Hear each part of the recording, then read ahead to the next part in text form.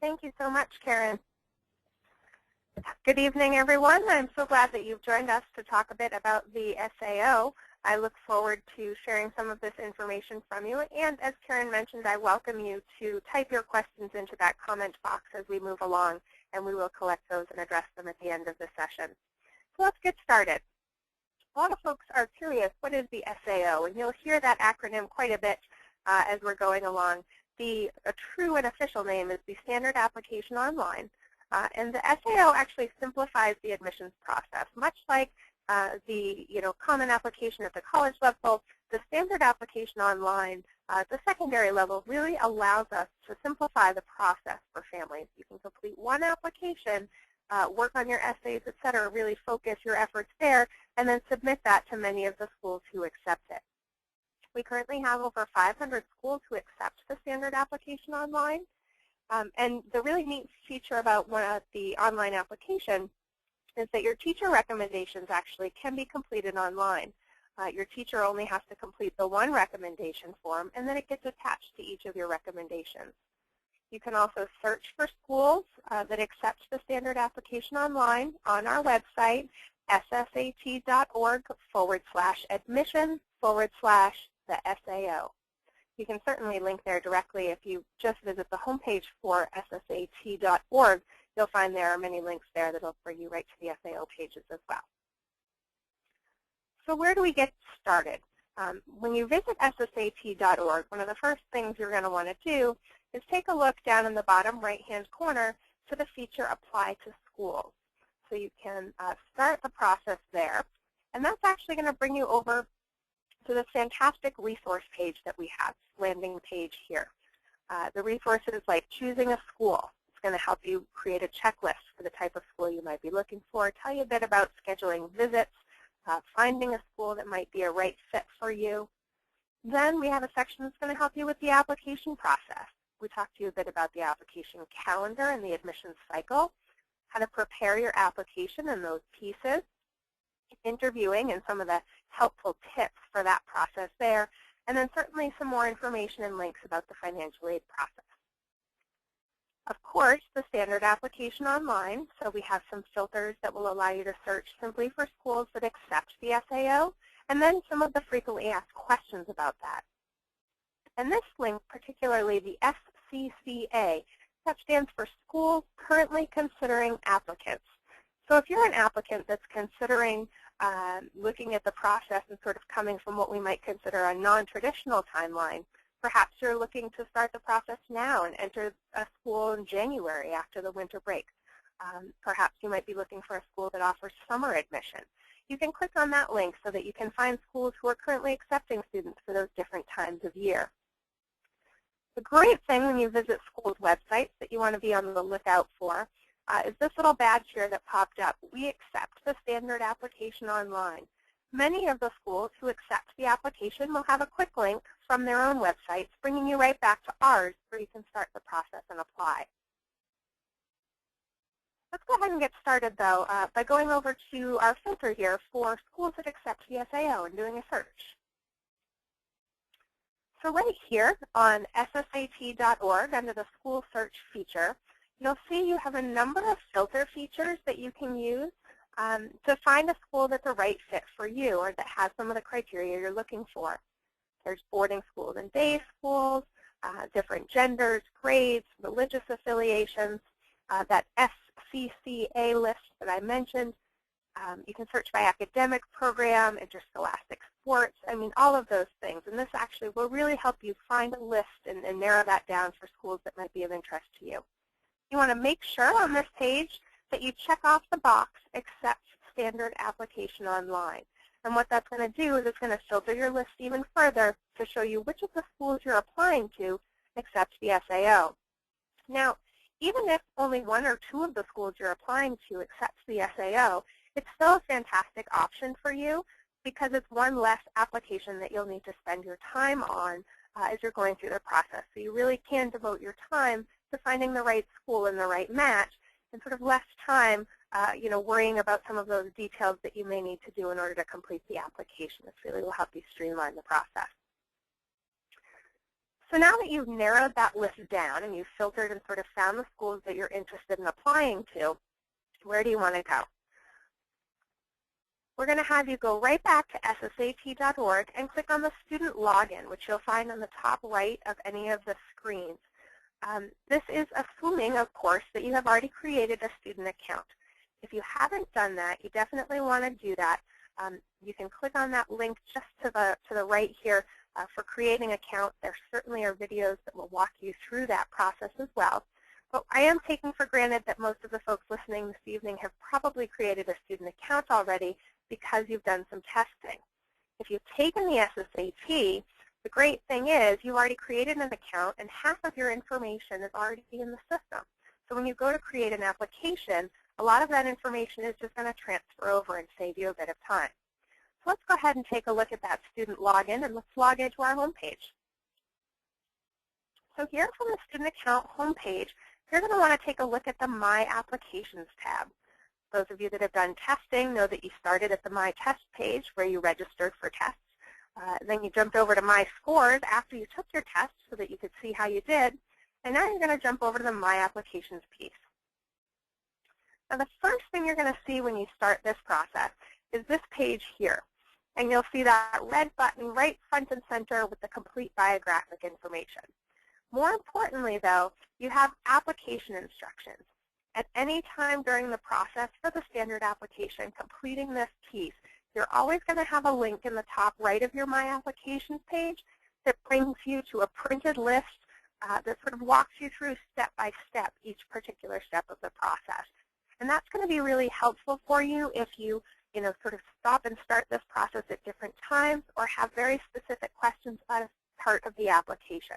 So always remember you can get those instructions right there.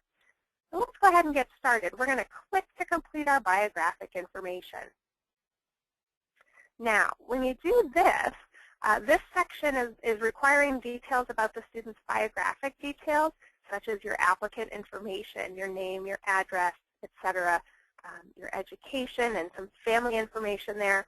And the applicant must complete these required fields and press continue and then finally submit before they can move on in this section.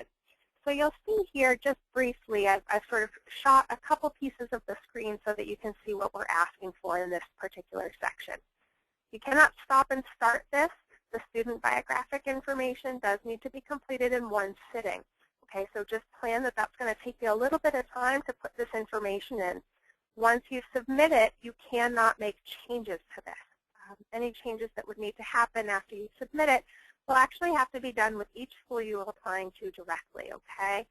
So go ahead and make sure to take your time on this, put in your full name, all of the information for your address, where you're attending school currently, any schools you might have attended before. You're going to put in your parent information or your guardian information. It's going to ask some information about their occupations. So you're going to want to make sure to do this part. If you're a student, make sure your parents are nearby. If you're the parent completing this piece of it, make sure your student's nearby because it definitely is a piece that's collaborative. So let's go ahead and submit the student biographic information. And what you're going to see as soon as you do that is this initial page now completes here so that you can see that this is done. That red box that said you needed to complete it is now green saying you've completed it, okay? Again, this cannot be done as a draft. Once it's submitted, no edits are possible, okay?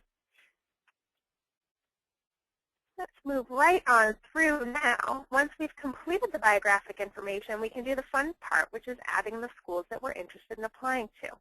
So go ahead and click on that blue tab that says Add Our Schools.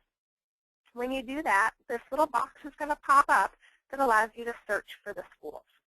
What you're going to want to do is search for the school name. Okay, you always want to pay attention to the state next to the school name, as some of our schools have similar names, but they're in different locations. So go ahead and choose the one that's correct, and then you're going to press Select to add that on. As soon as you press Select, a next box will pop up. And this is going to ask you to select some appropriate responses to the grade that you're applying to, your residential status. Will you be a boarding or a day student? Are you applying for financial aid, yes or no? These are really important questions for every school where you're applying. The grade you're applying to, some people sort of say, well, gee, if I'm a ninth grader, shouldn't they assume that I'm applying to 10th grade? It's actually not always the case. We have some students who may choose to repeat a grade when they're applying to a new independent school. So for each school you're looking at, we're going to ask you to fill this out for each school. Okay, for some schools you may be applying as a boarding student, for others as a day student. For some schools you might be looking for financial aid, and others maybe you will not. Make sure you complete that for each piece. Again, this is not information that you can change after it's been submitted, so make sure to make your choices wisely.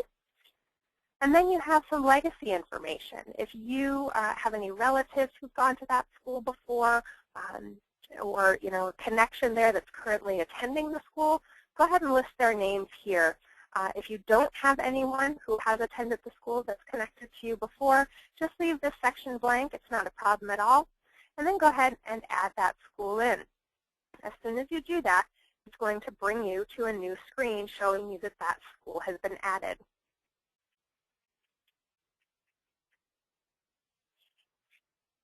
Now, once we've moved on, it's really important that the next step be that we pay for the application. Okay, you actually can't move forward here and assign any of the pieces of your application or work on it until you've paid for at least one application. Okay, application fees vary by school, and the schools usually have different fees for domestic and international students. So just a heads up on that. Now, down at the bottom, you're going to go ahead and select the application for which you want to submit payment by placing a check mark in the box next to it. And then you have to pay for, again, this one application before you can move on. Your application fees can only be paid with Visa, MasterCard, or Discover, and there is a $4 administrative fee applied by SSATB per application submitted, which is simply to cover the cost of your credit card being processed. If you have requested a fee waiver, if that application fee poses a financial burden to your family, you can request a fee waiver from each individual school where you're applying. So go ahead and contact those schools, let them know that you're planning to apply using the SAO and that you'd like to ask for an application fee waiver. These are granted at the discretion of the individual schools where you're applying, and not every school offers fee waivers for their process. If they do, they'll go ahead and give you a code, which you'll put in that blank box there right next to SSAT waiver code. Then just follow the directions to click to apply it. Once you've checked that box and determined which school you're going to be paying for, you're going to go ahead and click on the Pay to Submit Selected Applications button.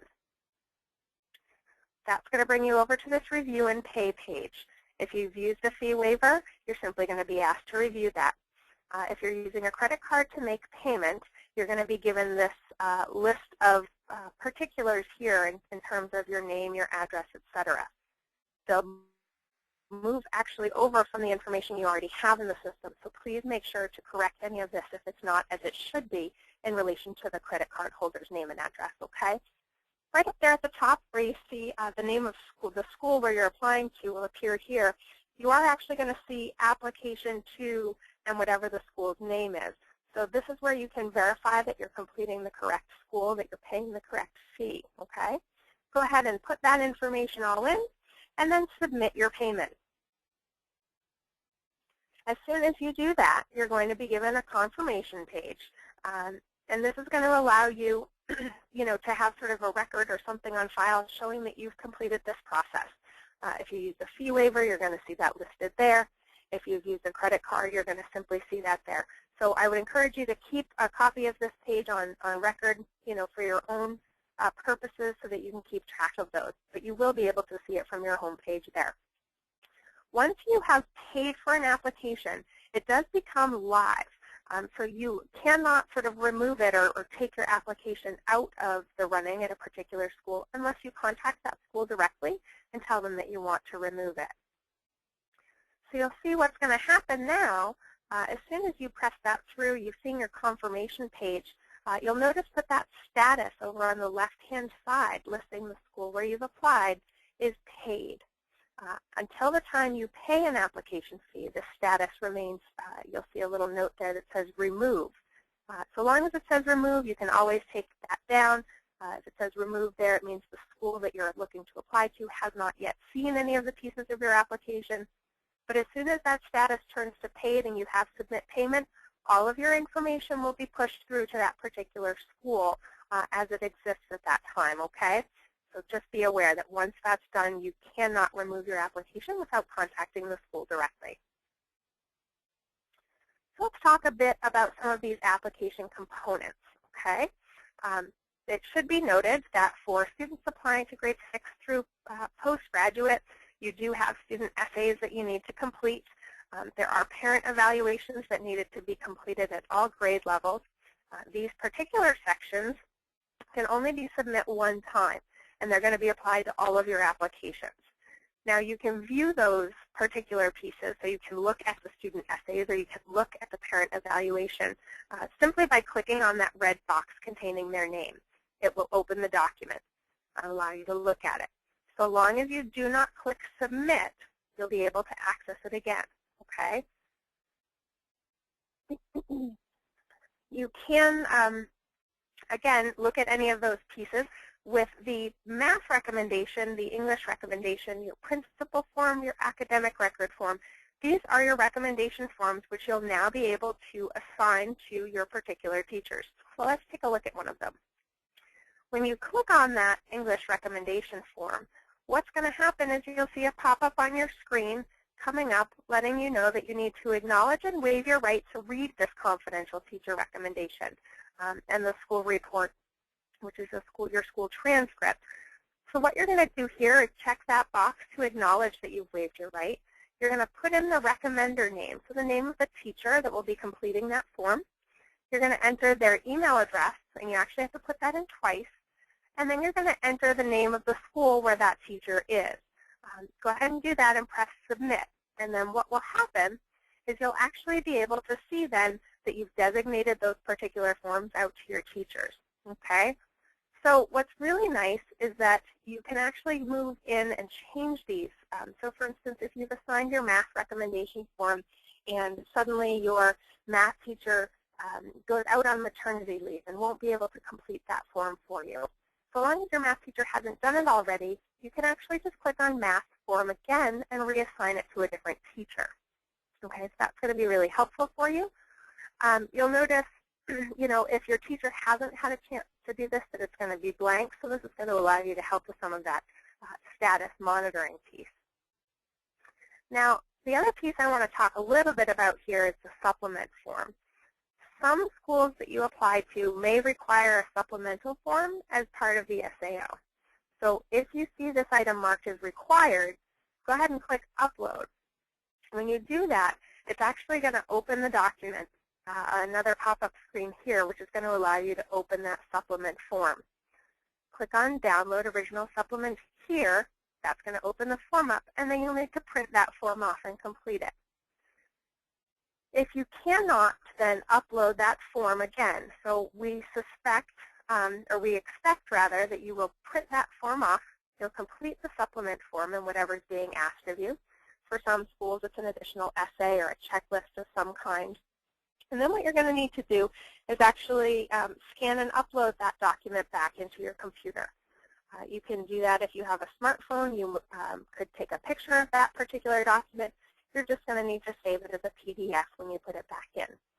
You can upload that completed supplement form by clicking the Browse button and then finding the document on your computer at a later time.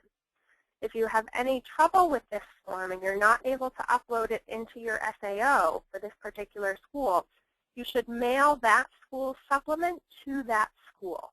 So you can go ahead and mail it directly to them with a note that this is your supplement for the SAO, but that you couldn't attach it online. That's okay. If the supplement happens to be something like an additional teacher recommendation form, like a third teacher recommendation, a foreign language teacher, something along those lines, of course your teacher isn't going to want to give you that recommendation form back so that you can upload it, and that's okay.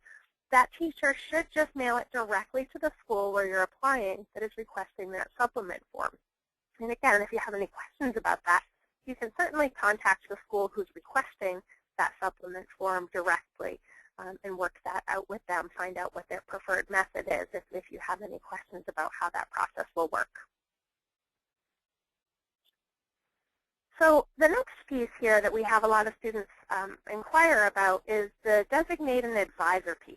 Okay, if you're applying to grade 6 through postgraduate, you may wish to permit a placement director, or if you're working with a private educational consultant, you may wish to have them monitor the status and manage your applications for you.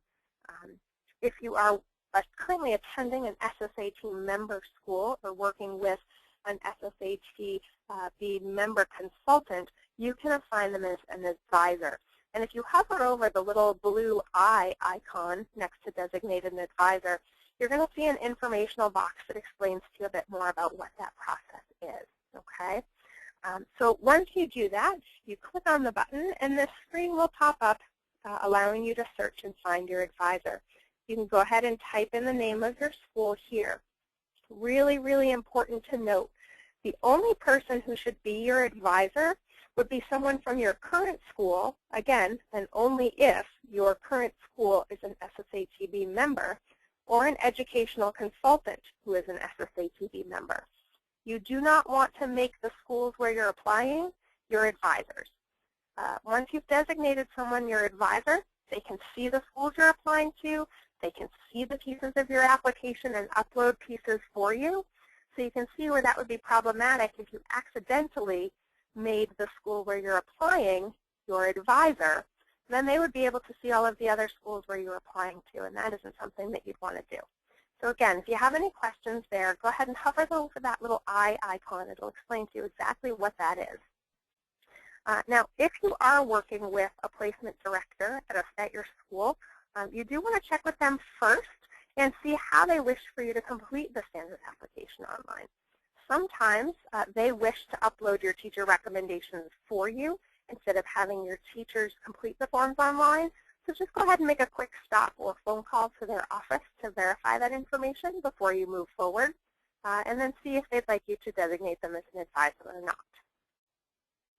Go ahead again, type the name of the school in, search for it, add them as the advisor, and then you'll see here now on that right-hand side that instead of saying designate an advisor, it shows you that your advisor is X school. In this case, it's SSAT Academy.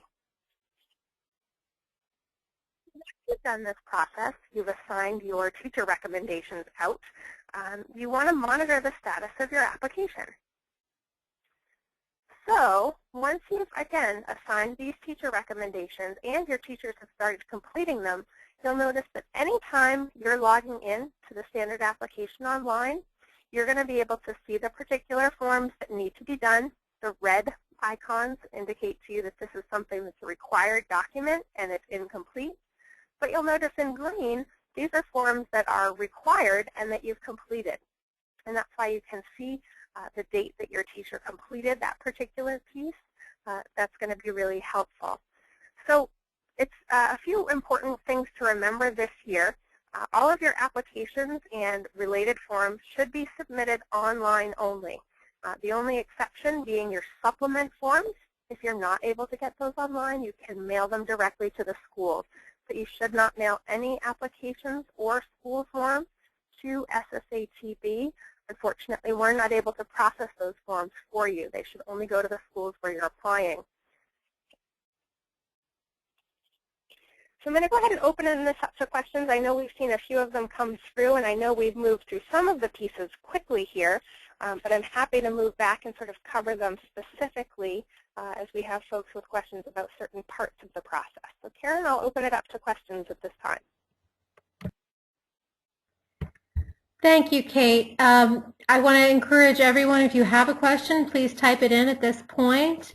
While we have Kate live on the phone, we can get those questions answered for you. Martha is asking if an incomplete section holds the submission of the entire application. Oh, that's a great question. So the answer to that is not exactly. Once you've paid for an application, at the very least, your biographic information is transferred over to the school. So those first few pages of the application containing the information about the student and their background, those all get pushed through to a school. From that point, it operates very much in the traditional sense in that the school will see the pieces as they're completed. When your math teacher completes the recommendation, it will be visible to the school where you've applied, and they'll be able to pull those pieces of the application. Once all of the pieces are completed and all of the little boxes on your screen have turned green, letting you know they're complete, you'll know that the school has received all of the pieces. If you have any pieces that are remaining red but say required, those are pieces that could be holding up your application on the school's end. If they're requiring that piece before they can make a decision or review the file. But it doesn't necessarily hold up the other pieces from getting there. Okay, thank you. Darla is asking, if a student's applying for 9th grade, is it typical to use 7th grade teachers for recommendations or wait until the fall for 8th grade teachers? Another great question. So this is actually a question that would be, I think, probably really relevant for you to discuss during your school visits and interviews with schools. Some schools are very particular. They want only recommendations from current teachers, so someone who's currently teaching that student, so an 8th grade teacher now. Some schools might say, you know, it would be safe to have a combination of those, so perhaps maybe one teacher from the current year doing the English recommendation and perhaps a 7th grade teacher completing the math recommendation. You know, traditionally I would say if it's something that you're concerned about where you aren't able to use current year teachers, you definitely want to inquire directly to the schools where you're applying and ask them if that would be okay for them. They may have differing opinions on that, and that may require then for you to submit some additional recommendations, you know, to them, perhaps even via paper if they're looking for more than what you can provide. Okay, thank you, Kate. Bridget's asking if we need to pay for each school before we add another school. Yes. Well, the answer to that question is you need only pay for one school to get started. So you need to pay for one school in order to start the process of being able to assign your math recommendations, your teacher recommendations, etc.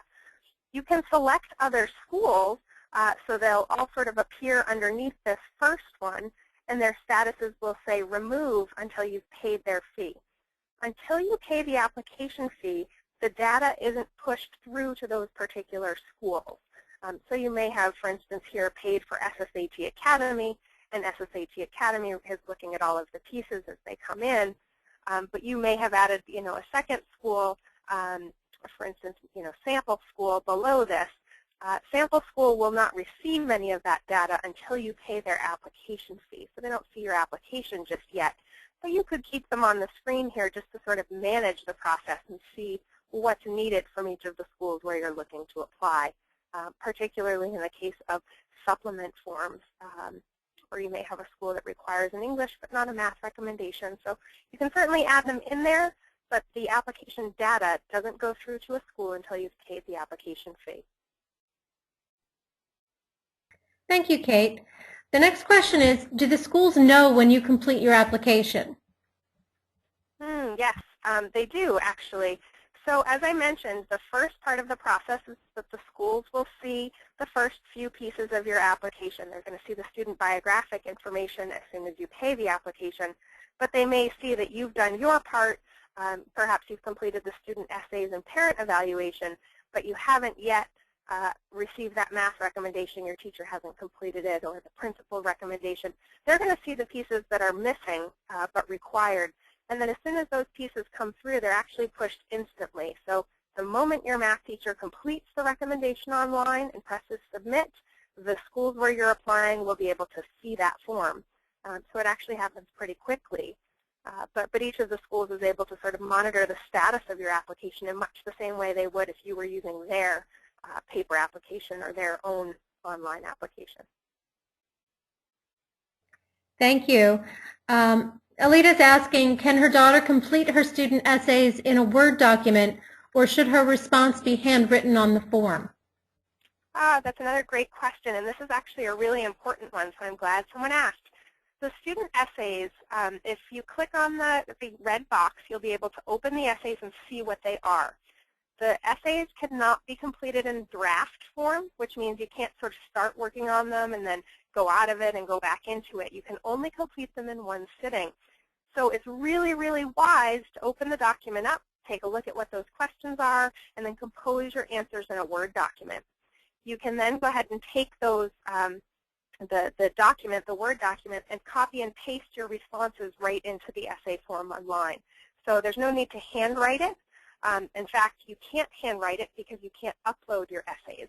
But you can copy and paste those responses from a Word document into this online template and then be able to upload them there so that you can do it all in one sitting. So again, none of the forms for the SAO can be completed in draft. You can't start them and stop them. You can only do them once.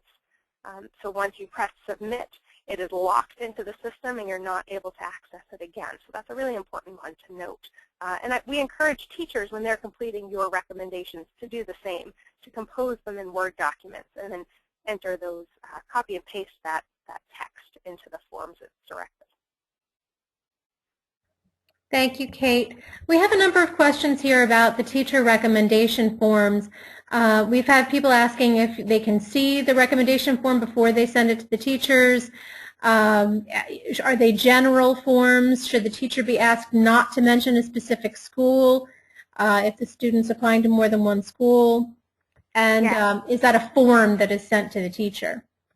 Great. Yep. It's actually an online form that's sent out to your teachers, so there isn't a way for families or parents to view those recommendation forms beforehand. But the forms are generic in nature. They're asking generic questions about the student and their performance in the classroom. And then the teacher has some sort of short answer questions and some long answer questions as well, some more narrative things. So teachers really are discouraged from writing something specific. So instead of saying, I think Kate would be a great candidate at SSAT Academy, they might write something like, you know, I think Kate would make an excellent candidate at any of the schools to which she is applying. So we do encourage teachers to be generic in that way because the forms are duplicated to each school where the student is applying. So the teacher's only going to fill out one math recommendation form, and that math recommendation form is then shared with each of the schools where the student is applying. The teachers, as I said, do fill out an online form. They can, you know, certainly depending on their process, they can open up the form online. They're going to get an email from us with a link to complete that recommendation. They can open up that recommendation and take a look at it before they complete it, so they'll be able to see what the questions are before they actually enter the information and then submit them for the student. So, you know, make sure, and we certainly do let the teachers know, they can't keep it in draft and go back and edit the forms, but they can go ahead and look at them one time before they log back in and complete them. Okay, we have a question. How would I open that school account on the SSAT screen if it doesn't show as paid? Yep, so the way that works is the particular forms cannot be accessed for the first time until you pay for at least one of your applications. So you must submit at least one application, determine at least one school where you'd like to apply to get the process rolling. So you can go ahead and do that. And once you've paid for your very first application, these forms at the top that are all sort of grayed out, you'll see when you're starting the process, are all going to turn to red once you've paid that first fee. And then from that point, you'll be able to open them and assign them out to your teachers. Kate, I have a couple people wondering if they've already paid their application fee directly to the school, how does that work with the SAO? Yes. Well, that is a bit unfortunate, actually, because there isn't a great way to make that work. If you have paid the fee directly to the school already, you're going to want to contact them and see if it's possible for them to connect the two.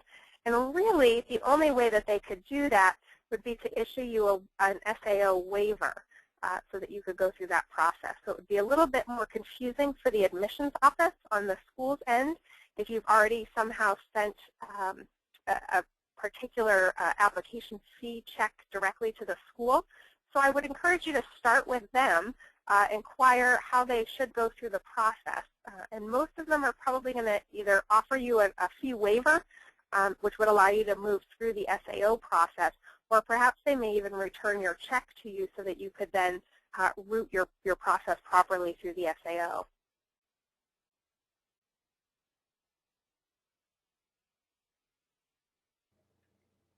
Okay, thank you, Kate. Mallory's asking, why can't you edit your essays after you have saved them? Is it a matter of determination to do it all at once? Yeah. So here's the piece of the process that's most important for folks to understand. The SAO operates in real time. So the moment you press save and submit, whatever you have there is sent out to the schools where you've applied and paid your application fees. So if you were to be able to save the process and go back into it, we would never know sort of when that final submit was happening. And the system isn't designed to work in that way. So that's why you can't open it and take those answers, or those questions rather, and copy them into Word so that you can work on them and save them. But once you edit them, or rather submit them to the process, they're sent right through to schools. So for instance, SSAT Academy might say, oh great, Sally Smith here submit her student essays, and they print them off because they see that they've been submitted. And then what happens is perhaps Sally then goes in, and if the system worked in that way, Sally could go back in and edit them, and perhaps SSAT Academy would never know that she had made updates or edits to the process, and they would miss out on that most up-to-date sort of final piece that Sally wanted as a part of her application. So the system is really designed so that the only piece you're putting in is that final piece. But again, you can open the essays up and take a look at what the questions are and work on them in Word before you then go ahead and do that final submission to school. So don't feel rushed to do that piece. So long as you're doing them by the application deadline for each individual school, feel free to copy them and work on them in Word, you know, for that bit of time that it takes you to get them just right, and then go ahead and copy and paste them in and press submit so that they're sent to schools exactly the way you want them to be. Kate, we've had a number of questions about character limits in the essays.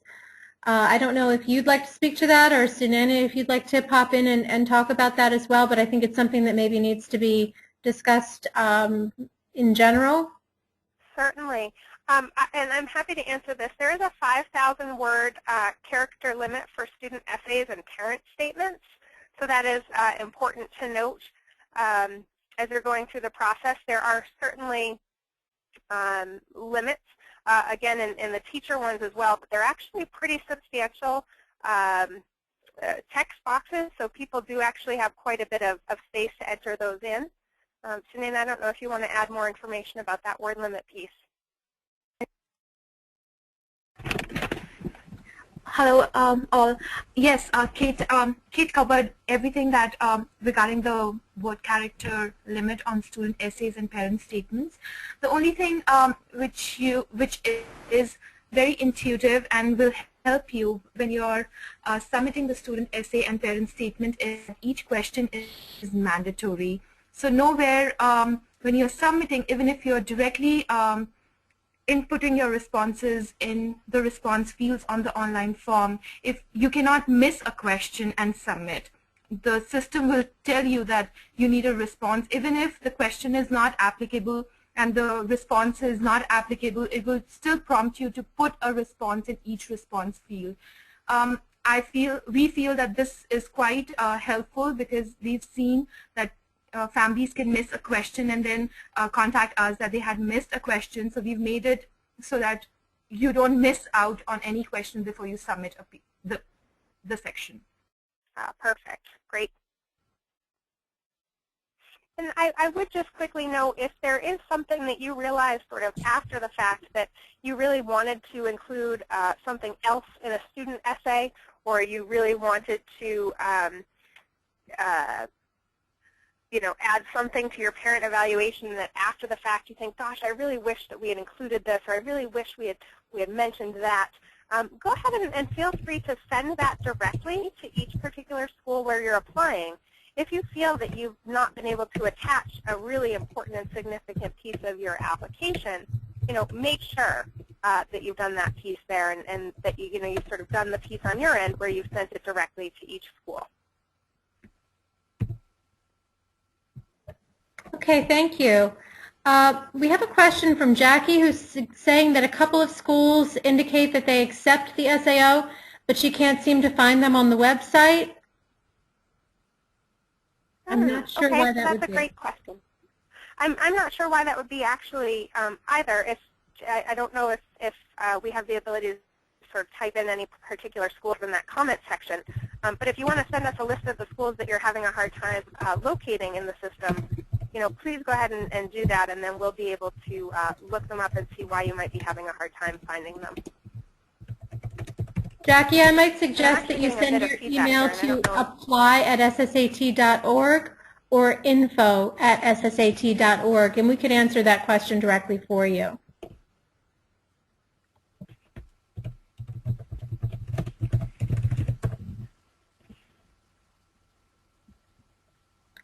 Okay, we don't have any new questions coming in at this point. Kate, if you want to just, I think probably it would be a good idea just to wait a couple more minutes to see if anybody out there has any more questions for Kate before we do sign off. And please be aware that if you have any specific questions or if you have any questions while you're going through the application process, feel free to email us at apply@sssat.org, and we'll be happy to answer those questions for you. The SAO was created to make things easier, so that's our goal for you. Excellent. Thanks so much, Karen. And again, thank you everyone for joining us this evening. We do hope that this process will be easy and streamlined for you, but we do encourage you to email or contact us via phone or live chat if we can be of further assistance as you go through the process. Good luck to everyone in your application process, and thank you for joining us tonight.